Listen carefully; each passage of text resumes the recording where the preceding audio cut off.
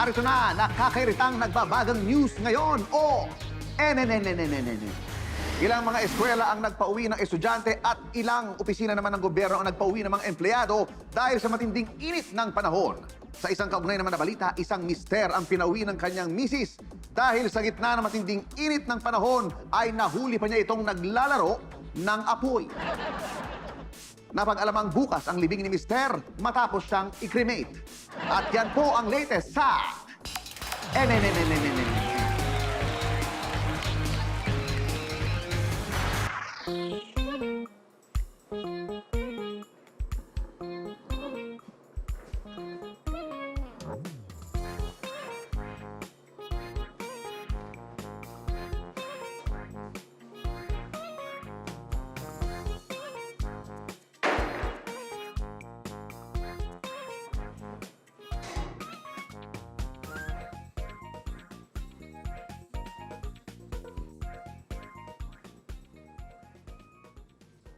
Oh, easy ka lang ha.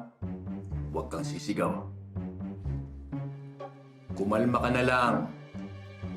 Makinig ka sa sasabihin ko. Lalo ka madidisgrasya kapag hindi ka sumunod. Oh, saan ka pupunta? Huwag kang aalis dyan sa kinatatayuan mo. Ganyan. Oh, ito gagawin mo ha. Kubarin mo ang damit mo. Dahan-dahan. Huwag mong bibiglain. Sige na. Ganyan.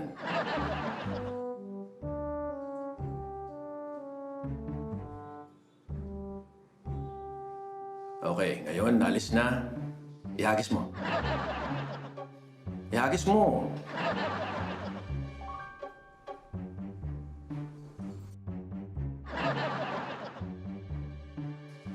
Good, okay. Ngayon, ilabas mo lahat ng gamit mo sa bulsa, ilapag mo sa sahig. Dahan-dahan.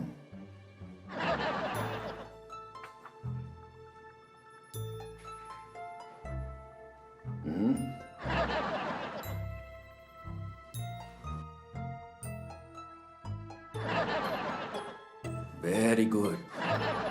Oh, buksan mo zipper ng pantalon mo. Dahan-dahan din, ha?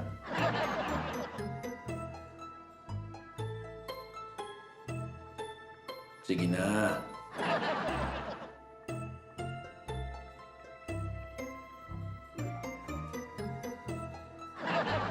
Good, okay. Ngayon, hubarin mo pantalon mo.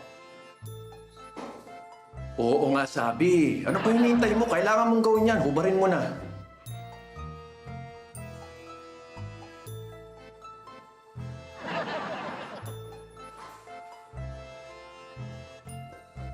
Oh, tapon mo sa malayo. Bilis.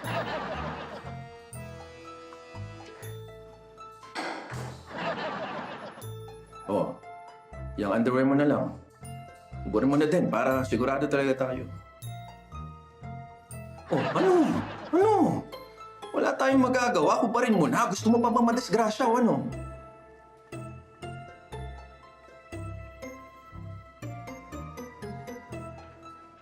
Hagis mo rin sa malayo. Bilis.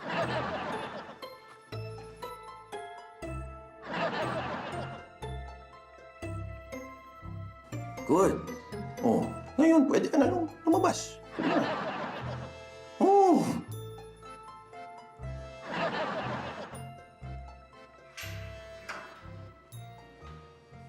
O ano, Han? Nakita mo na yung ipis sa damit mo? Baka lumipad na.